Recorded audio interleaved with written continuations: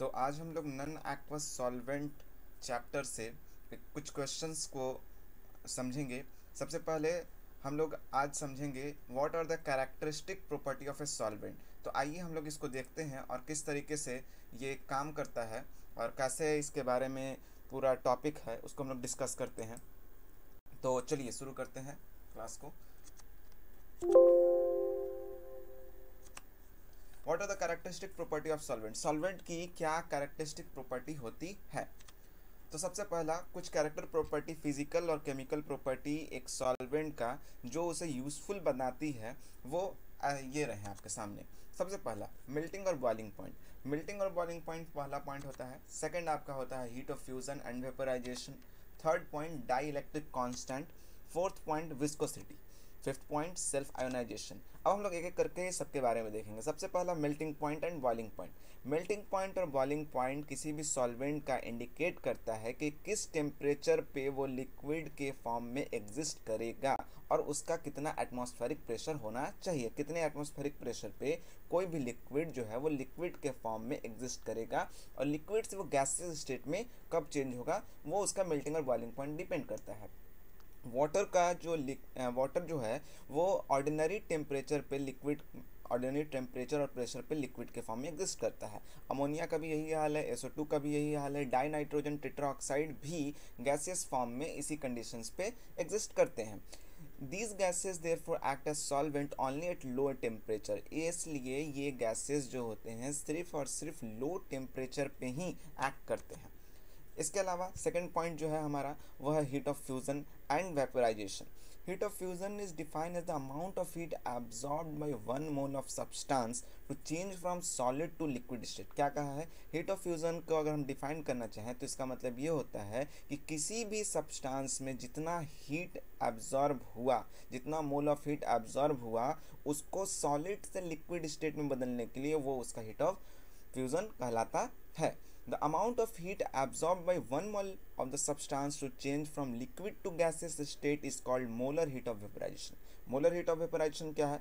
Heat of fusion तो अभी देख लिए, मोलर हीट ऑफ वेपराइजेशन देखिए, या वेपराइजेशन जो लिखा हुआ है इसका मतलब होता है जितना अमाउंट हीट का एब्जॉर्ब करता है कोई भी एक सब्सटेंस एक मोल में ताकि लिक्विड से गैसियस स्टेट में चेंज कर सके उसको हीट ऑफ वेपराइजेशन बोलते हैं। हीट ऑफ फ्यूजन में क्या हुआ था? हीट ऑफ फ्यूजन में जो हुआ था वो आपका सॉलिड से लिक्विड स्टेट में चेंज हुआ था। हीट ऑफ वेपराइजेशन में क्या हो रहा है? लिक्विड से गैसियस स्टेट में चेंज हो रहा है। इसके कुछ एग्जाम्पल, कॉन्स्टेंट एग्जाम्पल अगर बात करें तो वाटर हो गया, अमोनिया हो गया, सल्फर डाइऑक्साइड हो गया और हाइड्रोजन फ्लोराइड हो गया, ये सारे आपके हो गए। इसके बाद अगर हम लोग बात करते हैं नेक्स्ट पॉइंट की, तो नेक्स्ट पॉइंट देखिए, कुछ सब्सटेंस दिए हुए हैं जैसे कुछ सॉल्वेंट है, वाटर है, ठीक है। वाटर का हीट ऑफ फ्यूजन जो होता है वो 6.02 होता है और हीट ऑफ वेपराइजेशन जो होता है 40.65 होता है। हीट ऑफ फ्यूजन कहने का मतलब सॉलिड से लिक्विड के फॉर्म में चेंज होता है 6.02 मोल का हीट जब हम लोग देंगे तो,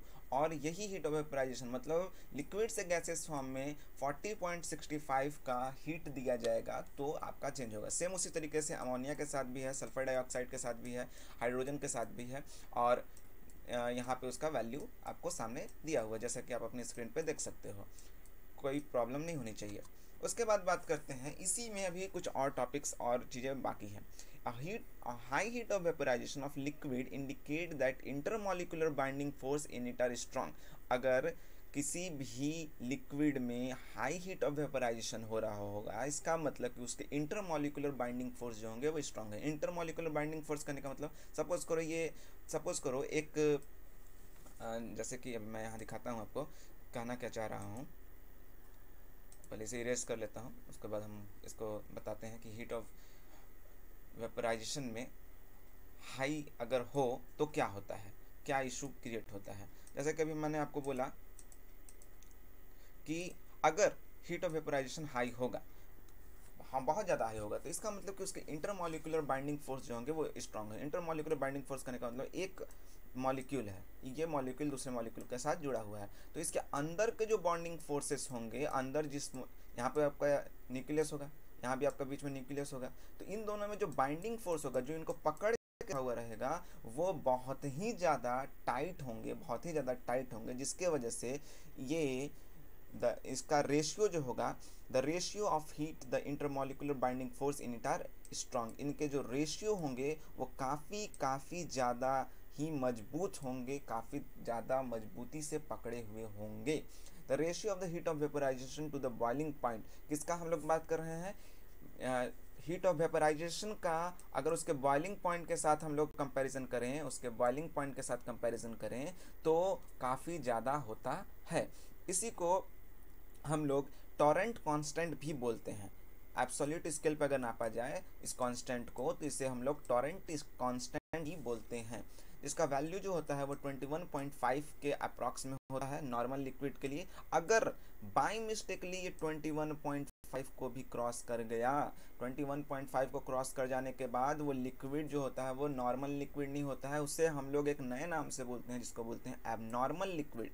ये एबनॉर्मल लिक्विड में कौन आ जाता है बाबू, अमोनिया आ जाता है। अमोनिया का फॉर्मूला क्या हो जाता है, NH3 हो जाता है, H2O हो जाता है, हाइड्रोजन फ्लोराइड होता है, सल्फर डाइऑक्साइड होता है। ये सारे कुछ एग्जाम्पल हैं जिनके रेशियो जो होते हैं वो 21.5 या टोरॉटन कांस्टेंट से ज़्यादा होता है। हीट ऑफ फ्यूज़न वाटर का और अमोनिया का दोनों सेम ही होता है। H2O की बात करें और NH3 की बात करें तो दोनों सेम होता है। इसका मतलब ये क्या इंडिकेट करता है, ये इंडिकेट करता है कि दोनों के मॉलिक्यूल जो हैं, H2O का मॉलिक्यूल तो आप जानते ही हैं, यहाँ H है और ये जो है आपका एक ऑक्सीजन के साथ यहाँ पे मान लो ऑक्सीजन है और यहाँ भी एक हाइड्रोजन है,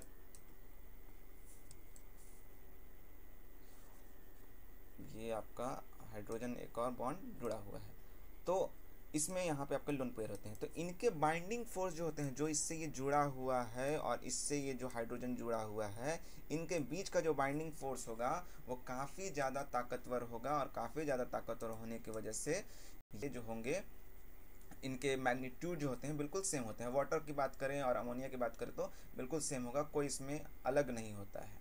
ठीक है, उसके बाद अगर आगे की बात करता हूँ तो आगे हम लोग देखते हैं हीट ऑफ फ्यूज़न। अगर SO2 मॉलिक्यूल का देखें तो SO2 मॉलिक्यूल के जो हीट ऑफ फ्यूज़न होते हैं वो आपका स्ट्रॉन्गर होता है, जिसके वजह से वो HF मॉलिक्यूल को काफ़ी HF मॉलिक्यूल की अगर बात करें तो काफ़ी लूजली या वीक कहेंगे। SO2 मॉलिक्यूल की बात करें, SO2 मॉलिक्यूल बाबू बहुत ही ज़्यादा स्ट्रांगली अट्रैक्ट किए हुए रहता है, स्ट्रांगली बाइंड किए हुए रहता है। मगर HF मॉलिक्यूल की बात करेंगे तो ऐसा नहीं होता है। अब बात करते हैं नेक्स्ट पॉइंट की। तो नेक्स्ट पॉइंट पे देखिए डाइलेक्ट्रिक कांस्टेंट। डाइलेक्ट्रिक कांस्टेंट की बात करते हैं, क्या होता है डाइलेक्ट्रिक कांस्टेंट। उससे पहले इसके बारे में टॉपिक को समझिए, टॉपिक में क्या डाइलेक्ट्रिक कांस्टेंट के बारे में दिया हुआ है। डाइलेक्ट्रिक कांस्टेंट के बारे में कहा है कि a high value of dielectric constant, a high value of dielectric, D का मतलब यहाँ पे डाइलेक्ट्रिक, अगर हाई वैल्यू डाइलेक्ट्रिक का होगा तो इसका मतलब ये होगा कि एनर्जी बहुत ही थोड़ी सी ज़रूरत होती है ताकि आयन को सेपरेट कर सके। एक आयन को दूसरे आयन से निकालने के लिए बहुत ही हल्का सा एनर्जी चाहिए। जैसे ही आप बहुत हल्का एनर्जी दोगे वैसे का वैसे ही वो डिज़ोल्व हो जाएगा आयोनिक सॉल्यूट में, बड़ी आसानी से डिज़ोल्व हो जाएगा। इसका अगर एग्जांपल देखें, जैसे कि HF की बात करें, H2O की बात करें, तो इनकी डाइलेक्ट्रिक कांस्टेंट जो होती है वो बेस्ट होती है आयोनिक सॉल्वेंट के साथ। ठीक है, अब आते हैं नेक्स्ट टॉपिक पे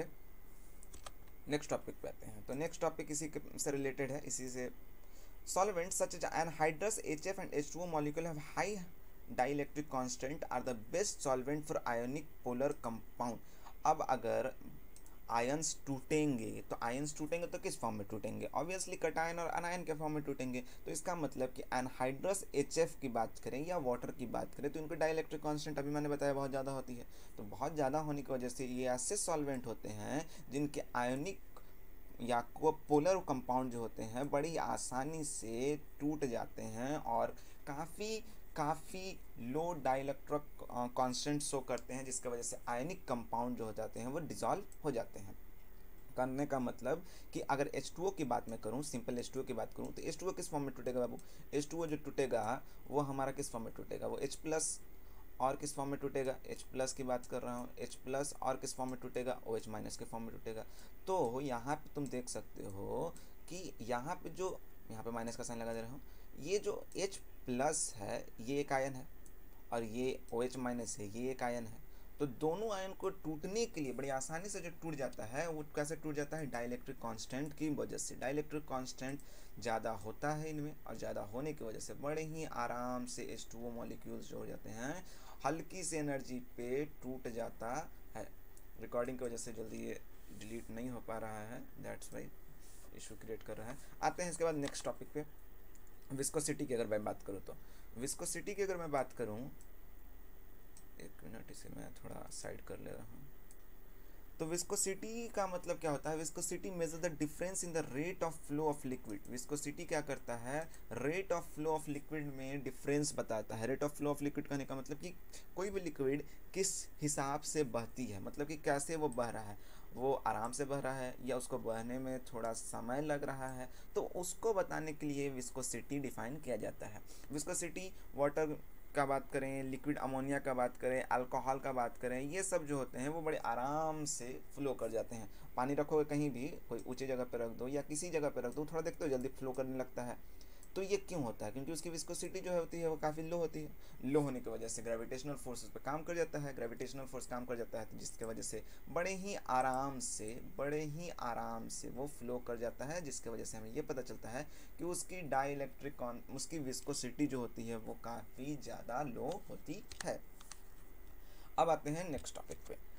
नेक्स्ट टॉपिक की अगर बात करूँ तो विस्कोसिटी जो होता है वो लिक्विड में मोबिलिटी जो होता है वो पैदा करता है, आयंस में मोबिलिटी पैदा करता है। मोबिलिटी पैदा करने का मतलब अभी मैंने बताया। मोबिलिटी कहने का मतलब क्या हो जाएगा, मोबिलिटी कहने का मतलब हो जाएगा कि कितने आराम से फ्लो कर रहा है, कितना आराम से फ्लो कर रहा है, इससे हम लोग मोबिलिटी बोलेंगे। और मोबिलिटी आयंस की ही होगी। H2O है तो भाई H प्लस OH माइनस, अभी मैंने आपको बताया OH माइनस H प्लस ही मतलब मूवमेंट करेगा। साथ ही साथ इसके वजह से इलेक्ट्रिक कंडक्टेंस जो होंगे सॉल्यूशन के वो काफ़ी ज़्यादा रिड्यूस हो जाएंगे और सॉल्यूशन इलेक्ट्रोलाइट में बड़ी आसानी से करेगा। अब आते हैं नेक्स्ट पॉइंट की बात, सेल्फ आयोनाइजेशन। सेल्फ आयोनाइजेशन क्या होता है, एसिडिक और बेसिक नेचर किसी भी सॉल्यूट का जब उसमें कोई सॉल्वेंट डिजॉल्व करें तो डिपेंड मेनली करता है सेल्फ आयोनाइजेशन का। सेल्फ आयोनाइजेशन पे अगर अच्छे से आपको देखना है तो नॉन एक्वस सॉल्वेंट के चैप्टर्स को आप पढ़ सकते हो, उसमें सेल्फ आयोनाइजेशन के बारे में काफ़ी लंबा डिस्क्रिप्शन दिया है। लेकिन इस टॉपिक में अगर बस इतना लिखोगे तो काम चल जाएगा। अगर आपको ये वीडियो पसंद आया हो तो प्लीज़ लाइक करें, शेयर करें, सब्सक्राइब करें मेरे यूट्यूब चैनल को।